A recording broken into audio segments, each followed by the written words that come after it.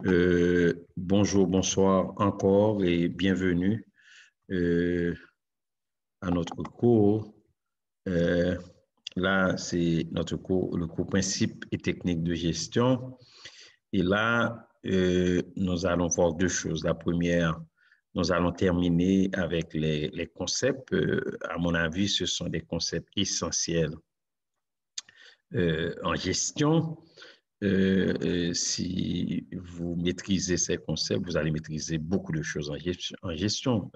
Et là, puisque c'est votre premier cours de gestion, principe d'administration, au principe de gestion, là, et, chaque discipline a un langage conceptuel. Et l'avantage de tout ça, c'est la brièveté.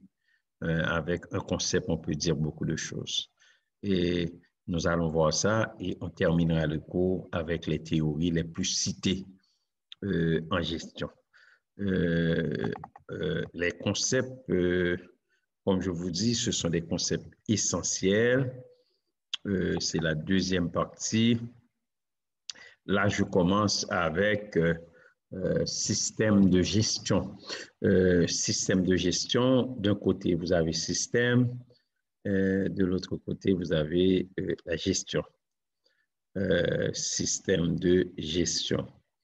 Un système, c'est un ensemble d'éléments qui sont en corrélation, qui sont en interaction et qui forment un tout. Donc, le système forme un tout. C'est pour cette raison, le système est toujours complexe parce qu'il y a beaucoup d'éléments qui sont en interaction, qui sont en corrélation, et ça peut provoquer des complications. Est-ce que vous comprenez? C'est pas la même chose. Lorsque vous avez quelque chose qui est compliqué, il y a une grande différence entre le complexe et le compliqué. Lorsque quelque chose est compliqué, il y a des niveaux de difficulté. Après quelques temps, si vous pratiquez la chose, vous allez la faire. C'est comme un numéro de mathématiques. Vous faites ce numéro-là 25 fois et puis après, vous allez le faire. Ça veut dire qu'il y a des niveaux de difficulté. Mais lorsqu'on dit quelque chose est complexe, ça veut dire qu'il peut y avoir des complications.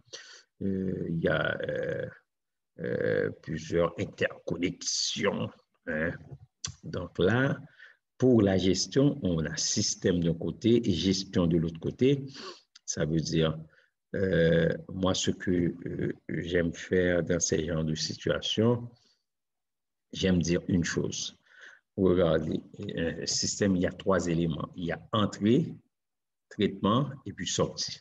Ou on peut dire intrant, le processus de transformation et à la sortie. Ou on peut dire à l'entrée, on peut avoir des ressources, on transforme ces ressources, c'est le processus de transformation, et à la sortie, on a le produit fini. Comme une entreprise, il y a des matières premières qui sont transformées en biens et services. Alors, à l'entrée, vous avez les matières premières ou les ressources qui sont transformées à la sortie comme des extrants. Système de gestion, c'est tout ce qu'on fait pour garder l'entreprise en vie, et avec les matières premières, les activités, la planification, l'organisation. C'est comme un processus administratif. Ça donne ce qu'on appelle une valeur ajoutée à l'organisation. Donc là, c'est des éléments complexes qui vont assurer la survie et la reproduction, le développement d'une organisation. OK? Donc, c'est pour cette raison qu'on parle de système de gestion. Ça va? Ensuite, il y a le marketing qui est un concept assez intéressant dans la mesure où dans marketing, on voit market, et puis Inc, I-N-G, hein, c'est deux mots, market, I-N-G, Inc. Market, c'est marché, et puis Inc, I-N-G, Inc, marketing, ING, c'est le processus vers la marché, c'est tout ce qu'on fait pour attirer l'entreprise vers le marché. Okay? C'est toutes les stratégies que nous allons mettre en place. C'est un concept global, un ensemble d'activités qui orientent l'entreprise vers le marché. Des fois, les gens confondent marketing et publicité. La publicité, c'est un élément du marketing. Mais c'est pas. Il y a la promotion, il y a la vente directe, il y a la force de vente qui rentre dans le marketing, mais la publicité, c'est pour attirer le consommateur vers le produit. On regarde la publicité, c'est un élément de la stratégie du marketing. Et cet élément, ça va permettre d'attirer le consommateur vers le produit. OK? D'accord? C'est faire de la publicité. Capitaux, c'est pas seulement l'argent. Il y a des gens qui vont penser, lorsqu'on parle de capitaux, c'est l'argent. Non. C'est l'argent lorsqu'on parle de l'argent. Ce sont les capitaux. Mais ça peut vouloir dire les immeubles aussi, l'immobilier. On peut changer les immobilisations en argent. OK? C'est pour cette raison, lorsqu'on parle, c'est des biens connus sous forme d'argent quand il s'agit de liquidité, quand il s'agit d'argent. Mais il y a capitaux, les immobiliers aussi, quand ils sont transformés en meubles et équipements. L'argent peut se transformer en meubles et équipements et vice-versa. Immeubles et équipements peuvent se transformer en argent, capitaux. Je vous donne un exemple. Si on veut mettre en place une entreprise, vous allez contribuer $1000, l'autre partenaire $1000, et puis moi, j'arrive avec l'ordinateur de ma mère. L'ordinateur, c'est un ordinateur qui vaut $1000. Je vais contribuer également $1000. C'est pas, c'est un équipement, mais qui vaut $1000. Ça fait partie des capitaux. OK? D'accord?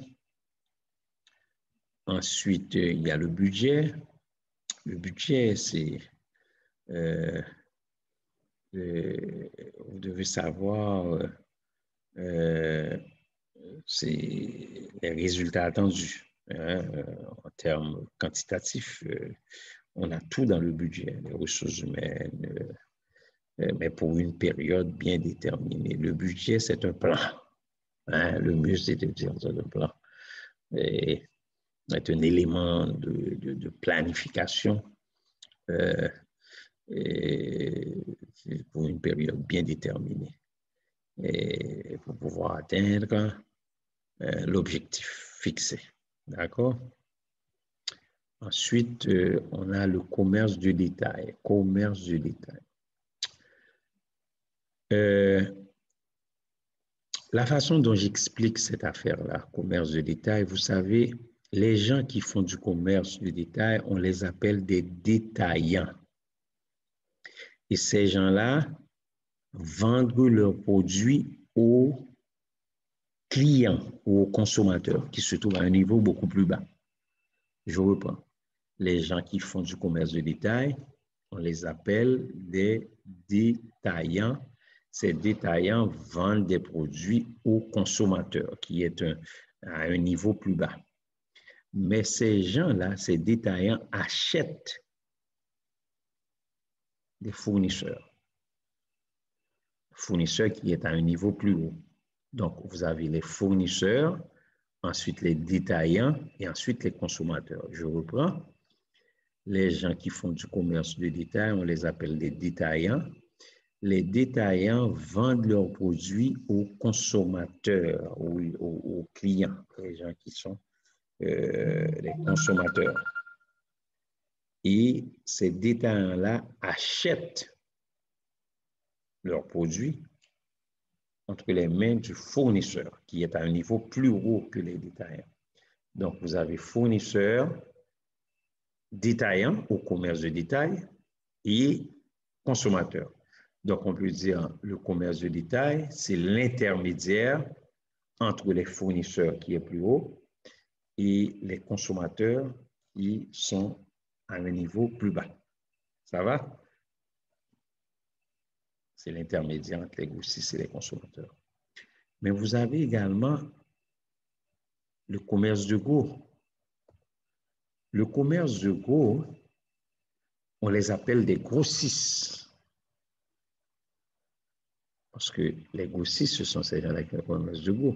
Mais ces grossistes-là vont vendre leurs produits aux détaillants. Et ils vont s'approvisionner à un niveau plus haut. Ils vont s'approvisionner où?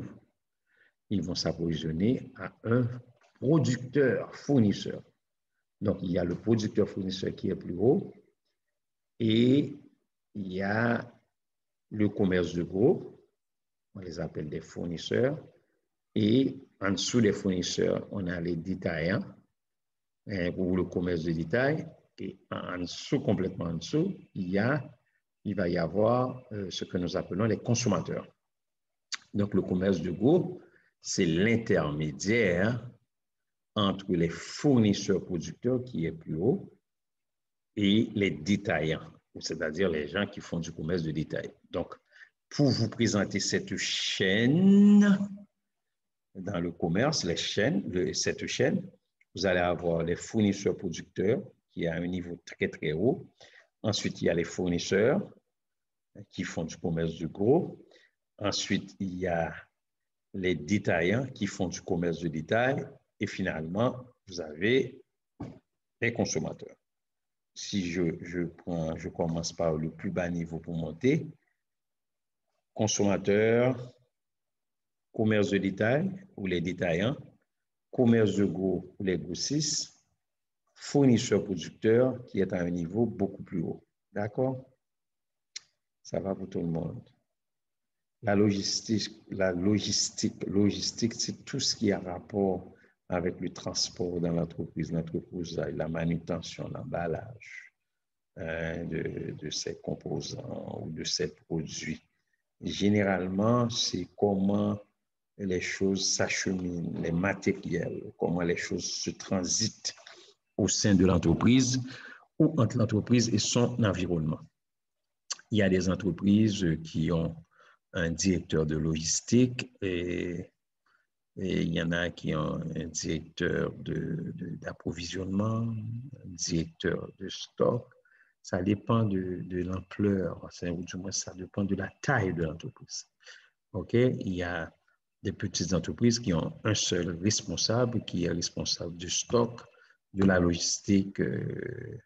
Il y en a qui utilisent les services généraux. En dessous des services généraux, vous allez retrouver la logistique, les matières premières, etc. D'accord? Ensuite, le contrôle. Et là, si on donne une définition générale du contrôle, c'est la vérification ou comment on fait pour prévenir le vol, la fraude, le gaspillage des ressources. OK? Ça, c'est général. Mais le contrôle, c'est des dispositifs que l'entreprise met en place pour assurer la maîtrise du fonctionnement de l'entreprise. On va déclencher des actions qui produisent des effets attendus dans les délais prévus. Donc, on met en place des dispositifs qui vont permettre aux responsables de garder l'entreprise en vie, de rester en prise avec leur organisation. D'accord? Vision, mission, objectif, plan, but, finalité. La vision, c'est quoi?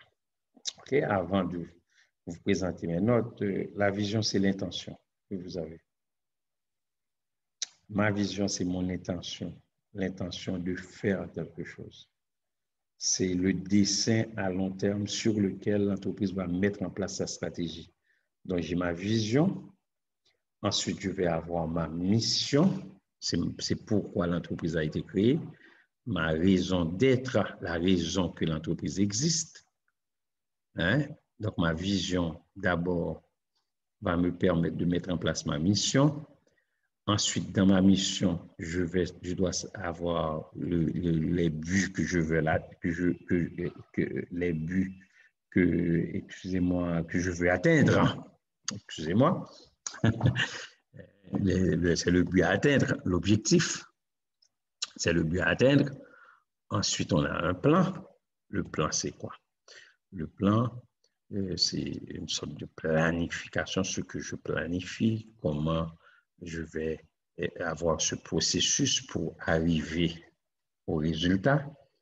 Le but, c'est le point où l'on vise, c'est la fin que l'on se propose, hein, le but, et la finalité, c'est l'atteinte d'un but.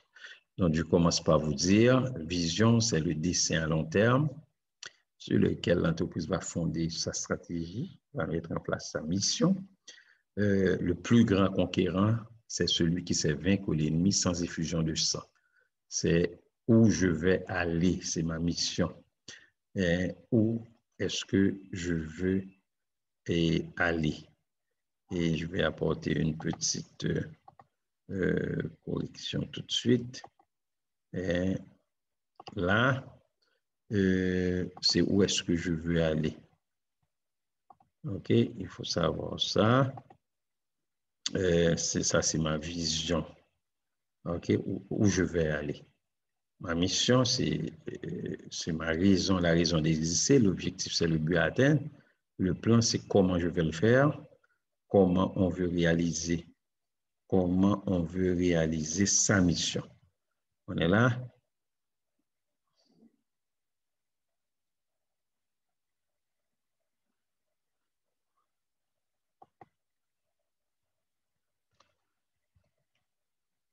OK, c'est le comment, c'est le plan.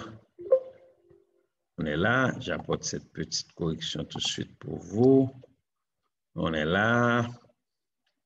Et le but, c'est le point où l'on vise, c'est le résultat. Et la finalité, je suis arrivé, c'est l'atteinte d'un but. Et l'efficience, c'est l'efficacité. L'efficience, c'est bien utiliser les ressources. Et l'efficacité, c'est l'atteinte. Hein, c'est l'atteinte d'un but. Excusez-moi, c'est la finalité, mais l'efficacité, c'est le résultat. J'ai atteint les résultats. Hein? J'ai atteint les résultats. Hein? Je suis approché ou bien je m'approche des objectifs de gestion qui m'ont été confiés. Là, je parle de vraiment des résultats. D'accord? Je parle de l'efficacité. Je suis arrivé là où on m'a demandé d'arriver. OK? Ça va pour tout le monde? OK. Maintenant, chers amis, je vais vous parler un peu des théories. Je vais terminer cette partie avec les théories les plus citées en gestion. Là, je vais le faire tout de suite. Les théories les plus citées en gestion. OK, ça veut dire c'est les grands auteurs en gestion. Ce sont des noms que vous allez entendre vraiment. Mais il faut dire que il y a des contemporains maintenant qui sont très cités, comme Peter Drucker, comme Henry Mintzberg. Il y a certains auteurs qui sont très connus, mais ces gens-là, ce sont des classiques. Ce sont les gens qui sont vraiment les pères les pères, c'est-à-dire de la gestion. Ce sont les classiques. Ce sont des gens qui ont fait leur intervention au début du siècle, qui nous a amené l'origine, l'origine contemporaine du management. L'origine contemporaine du management. Et là, je commence avec Max Weber, qui a vécu de 1864 jusqu'en 1920. Vous voyez, ce sont des gens qui ont vécu au début du siècle, entre la Première et la Deuxième Guerre mondiale. C'est important parce que pendant la guerre, les gens ne travaillent pas. Mais après la guerre, il y a toujours un boom économique. Et s'il y a toujours un cycle, hein, par exemple, au début du siècle, il y a eu la guerre. Après la guerre, il y a eu une montée de l'économie. Ensuite, ça s'est descendu un petit peu pendant la Deuxième Guerre mondiale et ensuite, ça va remonter après la Deuxième Guerre mondiale. Et les États-Unis sont devenus très riches après la Deuxième Guerre mondiale avec le plan Marshall. Ce général-là qui a fait un plan pour l'Europe, etc. Là, et après la guerre, on est en 40. Après la guerre, il va y avoir une montée. Ensuite, il va y avoir une crise à la fin des années 60, 70, même plus précisément 73. Avec la crise pétrolière. Ensuite, ça va monter avec Ronald Reagan en 80. Et ensuite, il va avoir, excusez-moi, pas plutôt Ronald Reagan, c'est plutôt Jimmy Carter. Ça va descendre. Ensuite, ça va remonter encore avec d'autres présidents, Bush, ça va descendre, ça va remonter avec Barack Obama. C'est comme ça. L'économie, il y a beaucoup de fluctuations, fluctuer. Il y a beaucoup d'incertitudes aussi parce que lorsqu'on arrive dans les années 70, il va y avoir beaucoup d'incertitudes dans le monde. Donc, l'élément essentiel, ça va être l'environnement. Et le premier auteur ou la première théorie, c'est notre ami Max Weber, qui fut le premier à parler de l'autorité dans les organisations. Et il a présenté 3 types d'autorité légitimes et il les oppose au pouvoir. Il y a l'autorité rationnelle, c'est-à-dire les buts, la performance qui est le plus populaire des 3. Et là, on parle de performance, l'autorité rationnelle. Ensuite, il y a l'autorité traditionnelle, c'est le système héréditaire, c'est l'entreprise familiale. Ensuite, il y a l'autorité charismatique, c'est la personnalité de l'individu, mais lorsque quelqu'un a un charisme énorme, c'est le pilier d'une organisation efficace. On est là. Et ensuite, nous retrouvons les 5 piliers du management moderne avec notre ami Fayol. Max Weber, c'est l'allemand.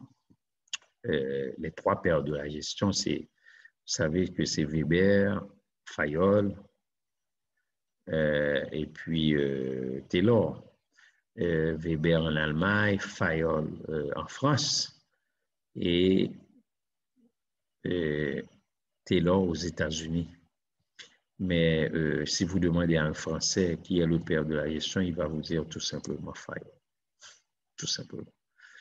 Si vous demandez à un Allemand, il va vous dire c'est Max Weber. Si vous demandez à un Américain, il va vous dire que c'est Taylor. Mais Dieu, hein, en tant que croyant, hein, moi je crois profondément en Dieu et je crois aussi que Jésus est mon sauveur. Hein. Et là, je crois que Dieu a voulu que ces 3 personnes travaillent de façon parallèle. Pendant que Fayol travaille en France, Taylor aux États-Unis et Max Weber en Allemagne. Donc, Fayol a présenté ce que nous appelons le PODC. Le PODC, planification, organisation, la direction et le contrôle. Et c'est lorsqu'on parle de l'administration, ce sont ces 4 concepts, les 5 piliers. Weber, c'est l'autorité. Lui-même, c'est l'organisation administrative du travail. Il a dit prévoir et planifier. Prévoir, c'est déjà agir. Maintenant, pour diriger, il faut prévoir. Mais il ne suffit pas seulement de prévoir. C'est une demi-vérité lorsque les gens disent seulement diriger, c'est prévoir. Diriger, c'est aussi prévoir. Il faut prévoir. Mais ce n'est pas seulement prévoir pour diriger. Et les autres choses, il faut contrôler aussi, par exemple. Hein? Donc, prévoir et planifier. Ensuite, organiser, c'est mettre les choses en ordre. Organiser tout ce qui est utile au fonctionnement de l'entreprise, c'est-à-dire les ressources matérielles, les ressources financières, etc. Ensuite, commander ou diriger, parce que commander, c'est faire en donnant des ordres. Maintenant, avec la nouvelle façon de faire de la gestion, on ne parle plus de commander, on dit activer. Accompagner, diriger, c'est utiliser la communication, le leadership, c'est tirer, excusez-moi, le meilleur des agents qui composent l'unité. Ensuite, il y a coordonner, c'est mettre en harmonie, et contrôler, c'est vérifier la conformité. Donc, on parle de Fayol. Ensuite, le management autoritaire et le management participatif. On est là. De McGregor, la théorie X, qui est du côté de l'employeur, parce que la théorie X va nous dire que la plupart des êtres humains sont paresseux. Ils ont besoin de la carotte et du bâton pour avancer. Ils sont immatures. La plupart des êtres humains sont immatures. Ils vont nous dire qu'ils ont besoin d'être dirigés. Ils n'aiment pas de responsabilité. C'est la théorie. Le gestionnaire qui s'adapte à cette théorie va nous dire que tout simplement, pour que les gens fonctionnent bien, il faut être très dur avec eux. Et pourtant, de l'autre côté, il y a la théorie grecque qui est beaucoup plus conservateur.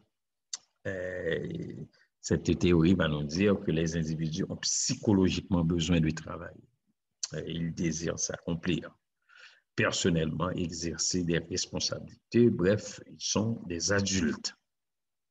OK? Et cette théorie est du côté de l'employeur et de l'employé. L'autre est très dur du côté de l'employeur. Et là, c'est beaucoup plus conservateur, beaucoup plus... C'est une théorie qui est beaucoup plus humaine, qui est du côté de l'employé. D'accord? Ça, c'est McGregor, Douglas McGregor. Ensuite, on retrouve notre ami Taylor. Taylor, il est le fondateur du mouvement, l'organisation scientifique du travail. Taylor voulait rendre les choses scientifiques. Il voulait éliminer les gaspillages de temps, d'argent, de matière. Pour lui, le principal objectif du management est d'assurer le maximum de prospérité, aussi bien pour l'employeur que pour chaque employé. Donc, maximum de prospérité pour l'employeur, c'est le développement de l'entreprise et non de gros salaires tout de suite. Maximum de prospérité pour l'employé, c'est le développement personnel de l'employé et non de gros salaires tout de suite. Okay? Donc, pas de profit pour l'employeur et pas de gros salaire tout de suite pour l'employé. Donc, c'est le fondateur de ce mouvement. Pour lui, la gestion doit être scientifique. Ça veut dire que tout doit être contrôlé, mesuré, calculé pour avoir des objectifs. Parce que, à son avis, c'est pas lui-même seulement, c'est-à-dire Taylor, Fayol et Weber. Pour ces gens-là, il existe une manière idéale pour organiser le travail, c'est le one best way, la meilleure façon de faire de la gestion. Mais je vous l'ai déjà dit, je vais continuer à le dire, qu'il n'existe pas de meilleure façon, mais ça dépend de la situation.